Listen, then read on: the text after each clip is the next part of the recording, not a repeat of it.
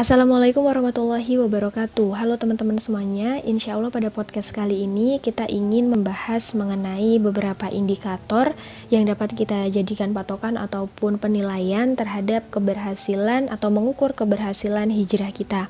Nah, yang pertama adalah ketika kita sudah berhijrah, maka akan terjadi sebuah peningkatan dalam ibadah kita, baik secara kuantitas ataupun jumlahnya maupun secara kualitas. Ibadah yang dapat kita jadikan standar atau tolak ukur pertama untuk mengukur keberhasilan hijrah kita adalah sholat. Allah Subhanahu wa Ta'ala telah mewajibkan Muslim atau kita sebagai Muslim untuk melaksanakan sholat sebanyak 5 kali dalam sehari. Itu adalah sholat fardu atau sholat yang wajib.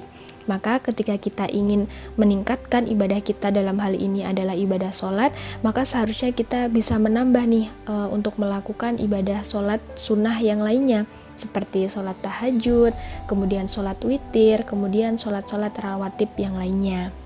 Sholat merupakan suatu ibadah yang dapat dijadikan tolak ukur pertama atau standar utama dalam melihat peningkatan ibadah kualitas dan kuantitas kita, karena sholat Allah sandingkan atau Allah cirikan adalah sebagai amalan yang dilakukan oleh orang-orang yang bertakwa, orang-orang yang beriman, orang-orang yang takut kepada Allah Subhanahu wa Ta'ala, dan orang-orang yang percaya dengan hari akhir. Nah, yang kedua adalah ketika kita sudah berhijrah, maka seharusnya kita memiliki kecenderungan untuk bersatu dan bersaudara dengan sesama muslim yang lainnya. Hal ini seperti yang Rasulullah Shallallahu Alaihi Wasallam lakukan, yaitu mempersaudarakan saudara muhajirin dan juga ansor dikala itu sewaktu berhijrah.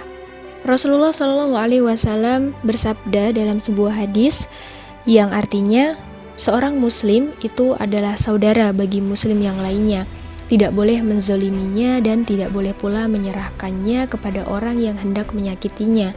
Barang siapa yang memperhatikan kebutuhan saudaranya, maka Allah akan memperhatikan kebutuhannya. Barang siapa yang melapangkan kesulitan seorang muslim, niscaya Allah akan melapangkan kesulitan-kesulitannya di hari akhir.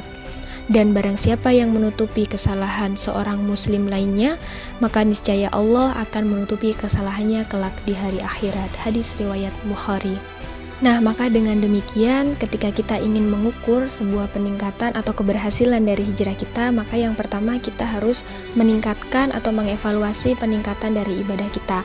Apakah masih tetap sama, terutama dalam hal sholat, masih melakukan sholat yang 5 waktu saja, atau sudah menambah dengan sholat-sholat sunnah yang lainnya seperti sholat rawatib.